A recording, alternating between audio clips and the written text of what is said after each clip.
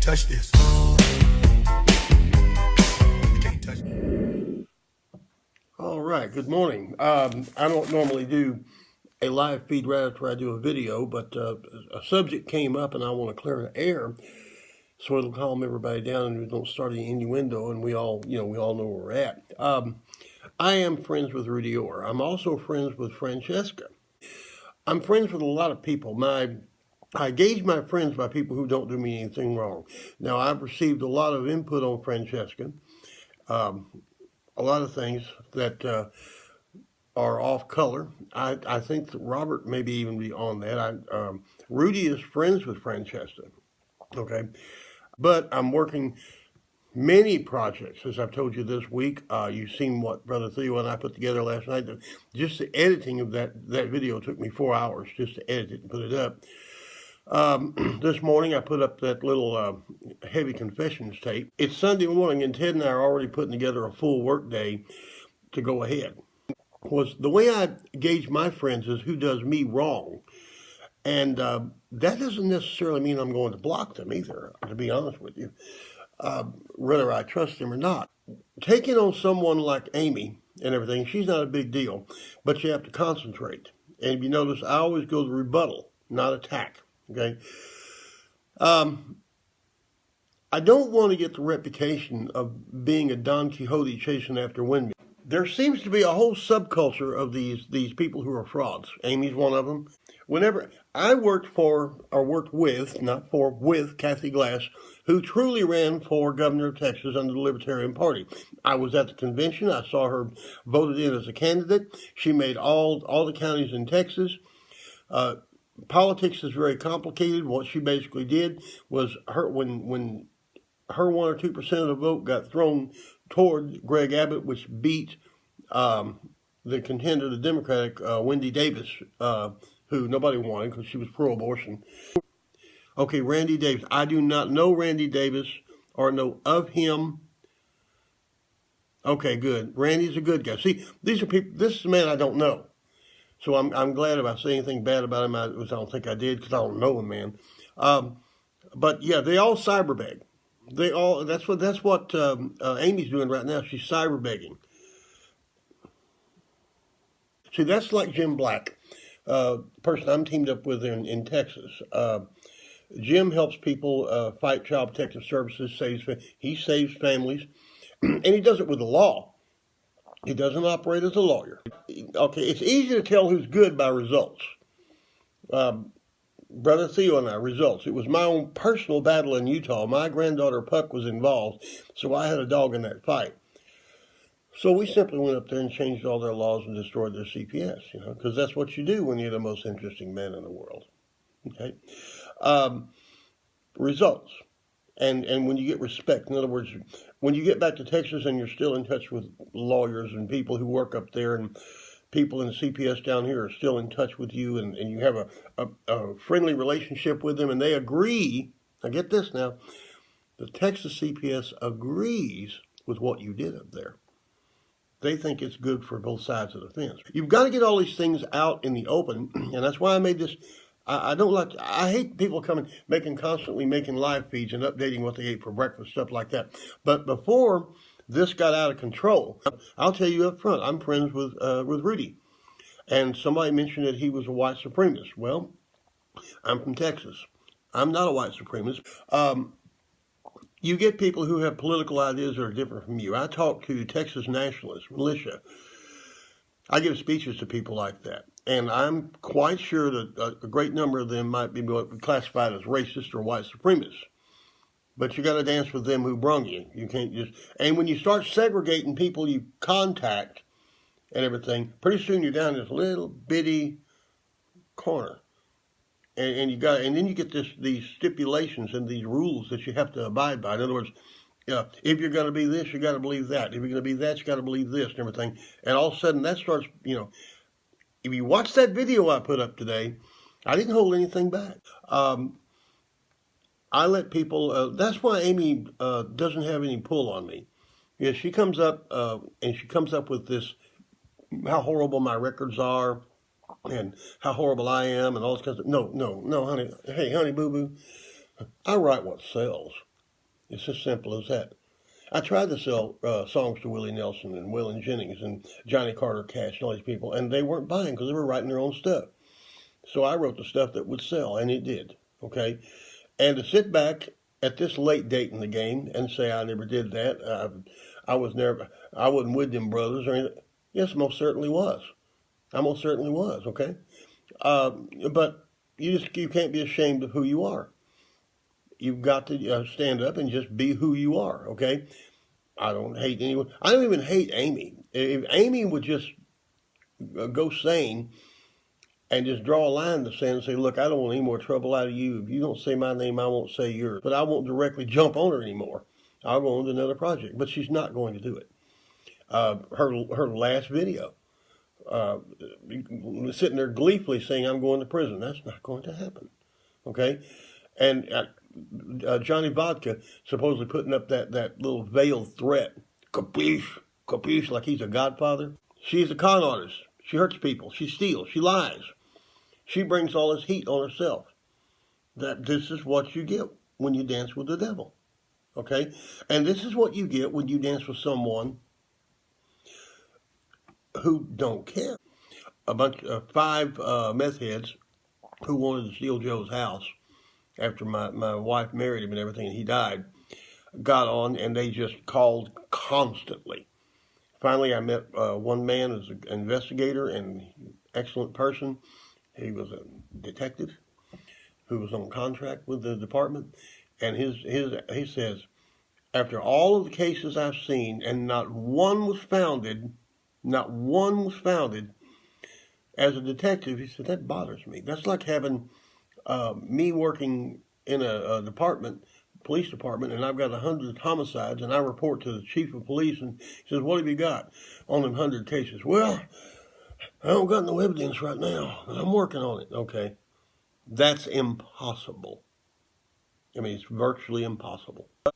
We have a little girl, Puck, who has reactive attachment disorder. She's also autistic. She is depressed most of the time. She takes medication for it and everything. She's going through puberty, and she's growing up and everything. And both departments in both states have said, might be time to back off this little girl just a little bit, because the last time she stayed down at the treatment center in San Marcos cost $68,000. So we basically told the departments, hey, we sure like some help over here. Why don't you get your checkbook out and help out? Guess what happened next? Okay, guess what happened next? But anyway, that's the whole thing in a nutshell, or anything like that, and sit there and lie and go behind, I'm really not friends with Rudy. He's got his style, I've got mine. Amy's talking about you in Messenger right now. I am so glad to know that the first thing on Amy Sharon's mind this morning was Weird Wilbur. That really does my heart good. I haven't had a woman pay this much attention to me in 7 or 8 years. I sure wish she was pretty. Yeah. Anyway, it is scary. In spite of all my experience with the department and successes, and I was like, I've won so many, but I ain't lost no kids. We didn't lose no kids. Jackie moved them over. It's like playing chess. Like when you move a pawn, Jackie, she took that pawn, said, CPS, we're going to take that pawn. So no, I think so. Yeah, I'm on my way out to California. Anyway, Ted has got some Irish whiskey over in Temple, and I'm quite sure that there are 2 glasses over there. In fact, I'm going to have to comb my hair and take a shower and put on some clean clothes. You have to do those things when you go out. When somebody gets up in the morning, now I got up this morning because I do this all the time anyway, all right? I also did several other things not connected with this. When you get somebody who gets up in the morning and literally the only thing that's on their mind is me. I stung her so hard on American Voice Radio on Friday, her leg is still twitching. I mean, that's the truth. And I knew it when I did it. And Doc knew it when he did it. That's why those things are more or less planned. It's not as spontaneous as you think. I threw her name out there a little bit. He said, why don't you expand on that? Well, that's what we planned to do in the first place, because we're going to make her a major story. We're going to make Amy a major story. We're going to hold her whole life up to the light. You know, sure hope she tells the truth. You know, that's what Amy can't stand. She likes to work in the shadows. She likes to make these innuendos and insinuations. But I want you to notice. I want you to look at that video I put up today. The most interesting man. I want you to look. Every time I make a statement, and my sister's going to rip me up for airing the family laundry, but every time I say something, you hear that shutter go off, and you see a picture, or an actual picture of the event. That's what you see. And there were much. I didn't want to make it a long, lengthy video and bore you to tears, you know. And admitting things like when you admit that you went into Mexico with a 16-year-old girl, changed her citizenship, and got married. But I can't deny it because my son, Master Chief, still has my citizenship papers and my Mexican marriage license hanging on this damn wall. I mean, it's kind of, in fact, one of the reasons when I give speeches sometimes, or when I give talk, when these co-eds come, and I'm a 6 or 7 year old man with a limp. You know why they hang around? You know why they come over and talk to you? And they're liberal Democrats. Because I took a young lady down to Mexico, changed my citizenship, and got married. Because that's what you do when you're the most interesting man in the world. You know, I've done a lot more than that. She said, he's got a criminal record. I most certainly do. I see. And it's not internet harassment. It is that Theo and I got crossways with a tenant back in 1981. I took a shotgun to him. You know, that's criminal. You know, but that's what you do. You know? I haven't done it since. They broke me of the habit of doing that. You know, and everything. And I was scrubbed back in them days. It wasn't no federal this for federal that. Once I did probation for it. I did not go to prison. And when I got through, they just took the paperwork back in them days, and they just put it through a paper shredder. It's like that and everything. So that's why I can still buy guns. Okay. Oh, and something else interesting. When Ted and I went to Utah, the first time we drove to Utah, which we had flight money, and all the other times we flew up there, but the first time we drove to Utah, because you can't get on a plane with a gun. We didn't know what we were riding up into. We got up there. So we drove up there all the way through the Mojave and the Escalante and got up there, and we didn't use any guns, but we certainly took them with us. See, but you notice I don't make any threats. I don't say anything to Johnny Vodka like, I'm coming to get you. Or, I don't say that. Don't have to say that. You know, he knows what time it is. And Amy's been here in this house with me and friends out there having a gun and knife show, which is what we do when we drink. All this big talk and everything is Steve being a bodyguard and all that. He ain't got a gun. You know, and there's enough guns on the table that night to support a small army. I don't make threats. I make bail. Now you get to drinking and you start talking to yourself and drinking all the stuff you'd like to say, you know, what you'd like to do and everything, but you don't want to give people like Amy or any of those people in a culture like that any ground. In other words, if you ever do face the police, you've got to be able to truthfully say, well, and they'll never ever come here about Facebook live feeds or anything like that, but if they did, sit right at this table and say, well, what are you doing, Bill? Because they know me. Oh, girl says she's going to put me in prison the rest of my life for something I didn't do, and every time she says my name, I do a rebuttal and tell her it's not true, and here's why. In spite of all the exposure to the Child Protective Services I've had, when you get a call, even though you know, it's like Muhammad Ali fighting Justin Bieber between me and the department, and I'm always the one with my hands above my head going, I'm so pretty, okay, but it makes you a little sick, you know, because those pawns that are on that chessboard are your grandchildren. And if you make the wrong move, no more grandkids, okay? So, that's just the way it is. You don't ever take it lightly. See, that's what happened to Jackie. Jackie was sitting on top of the world. She was eating at the country club every morning for breakfast. She had movies out. She had $100 bills in her pocket. She was doing good. And a little black CPS worker knocked on the door, and Jackie opened the door and said, who are you? She said, I'm working for the Child Protective Services. And Jackie said, pizzas are delivered at the rear door, hon, and shut the door in her face. Might have took little girl just a little more serious than that. You know, a little tact might have been involved, but Jackie was very arrogant and very strong-willed. Somebody calls a case, and one case was we weren't feeding the kids. We weren't feeding the kids. And I knew that when the worker got here, all I had to, my whole in-law and my family, and I'm not, but they're all Mormons. We have a garage full of food here, literally. I'm not going to take this phone to show you all the food and everything. Garage. We have 2 freezers here full of meat.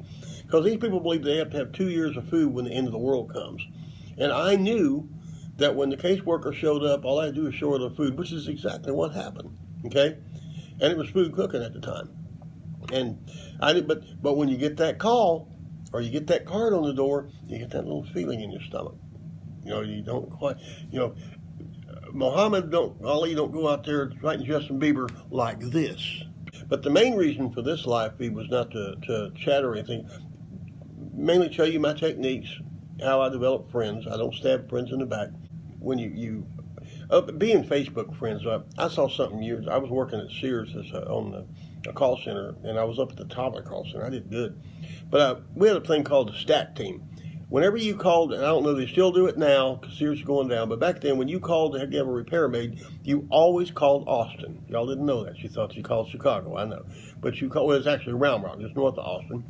And the stack team was a team of old bikers right in the middle of the building that took all the repair calls. In other words, when I would get a call somebody needed a repair, I'd pass it over to these old bikers, and they would be the ones that would assign the various people to go out. One day I was out having a smoke on the porch, and I heard 2 of these old bikers talking, and they were apparently mad at this one other old biker, and I heard one of them say, "Yeah, I'll tell you what, I'm going to fix him.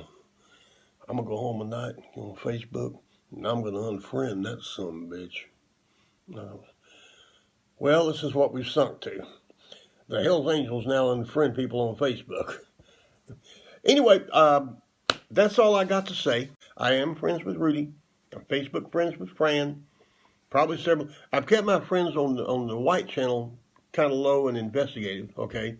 Now, there is a Wilbur Jr. channel that I bounce stuff to, but I don't use anymore. That's because Scott and Don Morgan hacked me to pieces, and they did hack. All right, they did. They hacked old Ted. They really did. So we had to both split off and go over there and start screening our contacts a little bit better, especially Don, who had like 50 or 60 profiles going. And that's the reason for that. But no, I won't lie to you. When I do one of these, you ask me a hard question, and I'll just tell it to you. I'll just lay it on, because there's no reason in lying. I mean, it's all that. Unlike Amy, I'm published. I've got at least 600 front page articles on the Trib alone, with my opinions all over the place. I just try to tell the truth, and that way I don't have to remember the lies. Okay, so y'all go ahead and have fun, be good, be cool, and don't be no fool. You can't touch this.